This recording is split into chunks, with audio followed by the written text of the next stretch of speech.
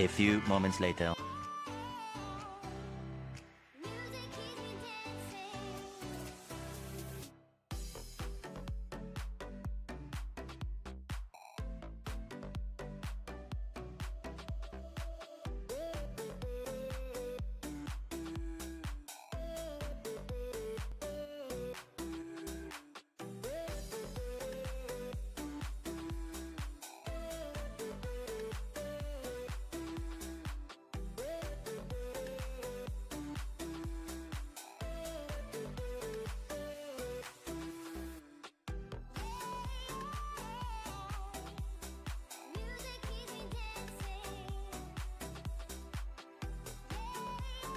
6.5 hours later.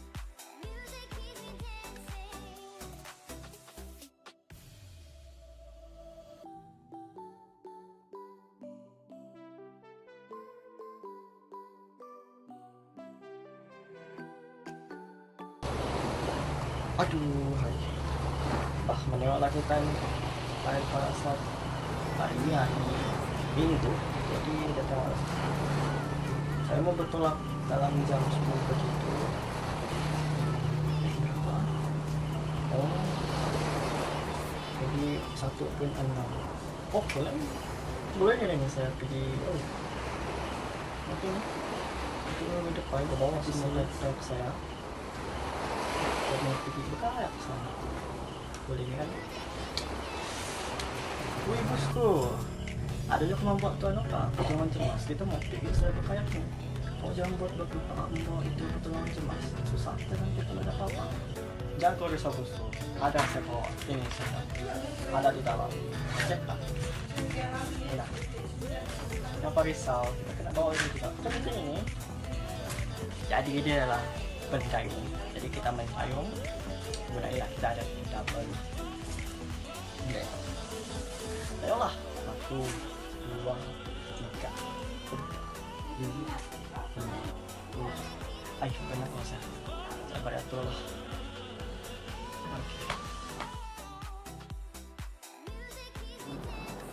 Hai, saya Firdaus. Hari ini saya akan berlakon sedikit tanpa prop untuk contoh menjaga keselamatan berkayak, sebelum berkayak. Okay, yang pertama, pakai life jacket. Kedua, buat perancangan float plan, iaitu perancangan sebelum kita berlayar, mana arah tuju, apa benda yang perlu buat kalau ada berhadapan dengan masalah. Yang ketiga, jujur terhadap diri sendiri, iaitu mengetahui keterbatasan diri. Contohnya bagi pihak perempuan, jika haid, tak perlulah join untuk berkayak. So keselamatan diri pun penting. Yang keempat, fahami keadaan cuaca. Apabila kita merancang untuk pergi ke untuk berkayak, untuk berkayak ke laut, cuaca memainkan peranan yang penting. Sebab kalau keadaan cuaca yang buruk dan kita pergi berkayak, maka perkara buruk juga akan menimpa kepada kita. Yang kelima, fahami keadaan arus laut itu sendiri. So, contoh kita nak pergi ke satu tempat yang melintas arus laut, apa yang terjadi? Kemungkinan kita akan hanyut ke tempat yang lain dan destinasi kita tidak akan sampai. Yang keenam, pakai pakaian yang tepat, iaitu pakai suit yang bersesuaian untuk berkayak. Jangan pakai baju t-shirt ataupun seluar jeans, itu memang tak sesuai. Dan yang terakhir adalah bawa air minuman. Maksud, sebelum kita berkayak tu, kita bawa air untuk, mana tahu kita penat sebab terhidrasi di tengah lautan, so kita boleh minum air. So itu adalah contoh menjaga keselamatan sebelum berkayak. Thank you.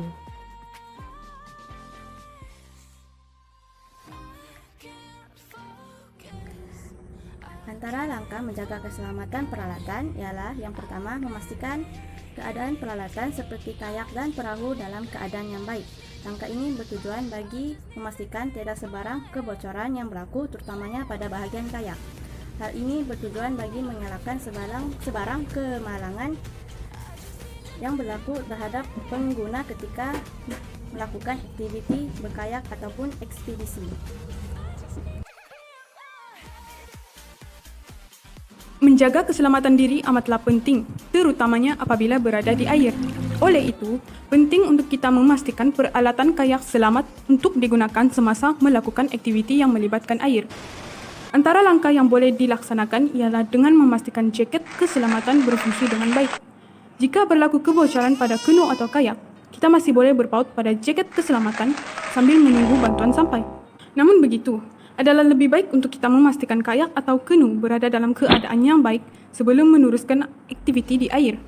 Pastikan tiada kebocoran atau kerosakan pada kayak. Selain itu, pastikan peralatan yang digunakan adalah bersesuaian dengan aktiviti yang ingin dijalankan. Terdapat perbezaan ketara di antara kenu dan kayak. Kayak sesuai digunakan dalam aktiviti air yang lasak disebabkan oleh geledaknya yang tertutup. Kenu pula direka sesuai untuk aktiviti mendayung secara tenang. Seterusnya, pastikan pedal adalah berkualiti dan tidak mudah patah. Jika pedal rosak sewaktu mendayung, pastinya sukar untuk kembali ke darat dan tangan akan menjadi lenguh untuk akan menerangkan tentang cara menjaga kelengkapan dan peralatan kayak. Oke, selain daripada kayak, pedal dan jaket keselamatan, terdapat beberapa kelengkapan yang perlu dibawa ketika kita hendak berkayak. Yang pertama ialah baju fit dan seluar fit, dan yang kedua ialah kasut.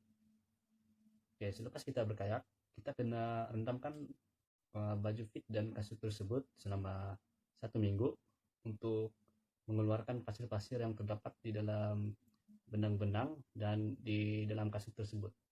Dan jika kita tidak menggunakan kasut dan baju fit tersebut selama 1 bulan, kita kena membasahkannya untuk mengelakkan pada